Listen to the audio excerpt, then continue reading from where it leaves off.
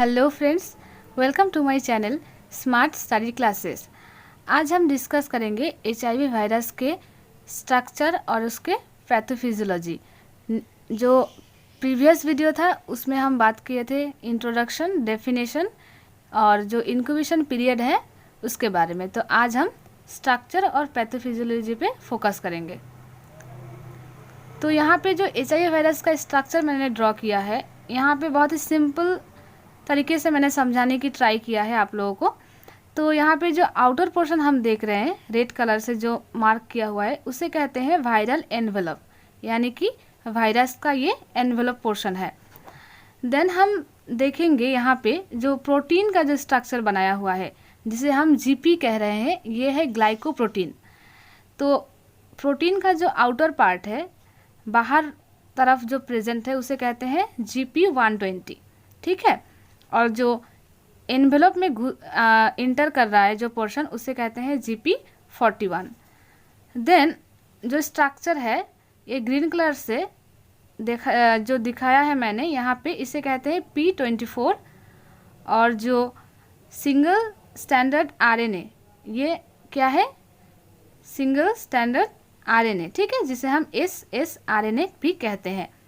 और black colour से जो दिखाया गया है वो है रिवर्स ट्रांसक्रिप्टेज एंजाइम, यानी कि ऐसा एक एंजाइम जो कि RNA से RNA को DNA में कन्वर्ट करने में हेल्प करता है।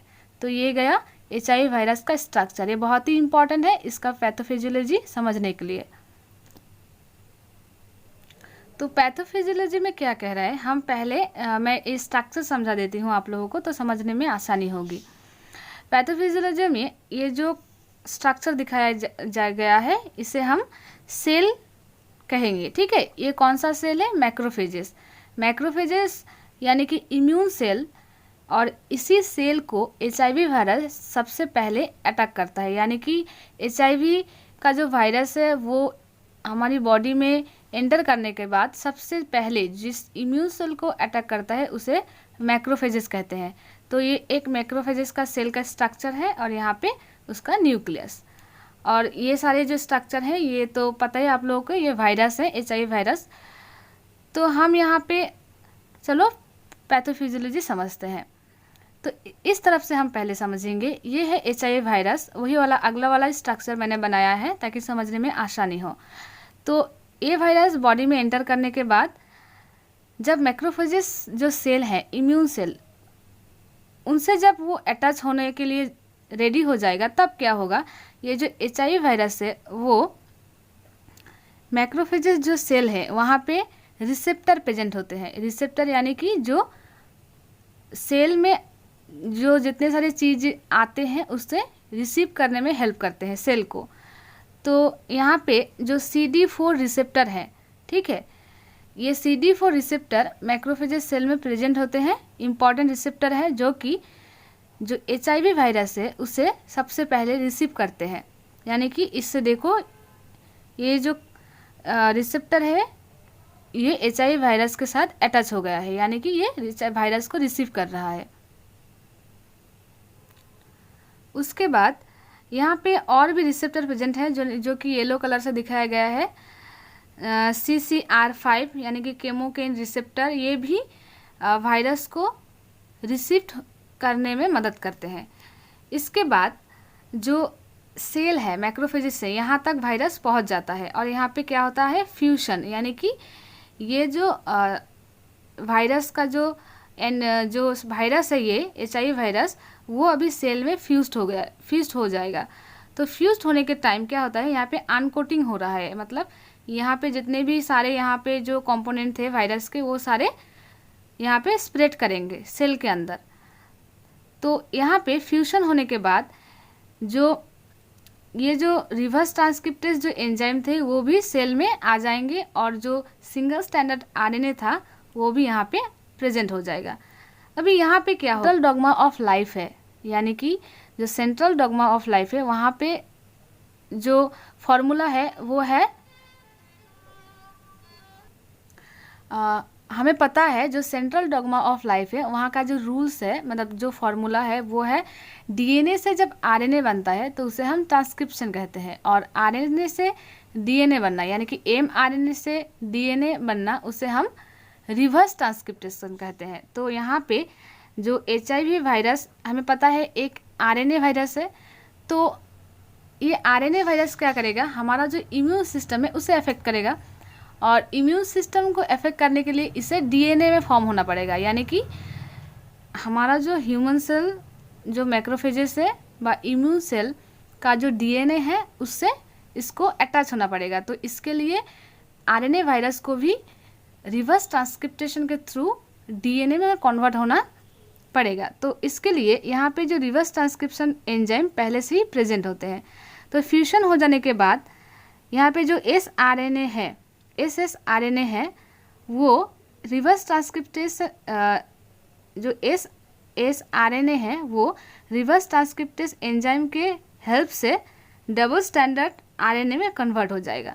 इतना समझ में आया कि फ्यूशन होने के बाद जब वायरस जो मैक्रोफेजेस सेल थे उसके साथ अटैच होने के बाद यहाँ से अनकोटिंग स्टार्ट हो जाएगा। वायरस के अंदर का जितना सारा कंपोनेंट थे सब सेल के अंदर स्प्रेड हो जाएंगे।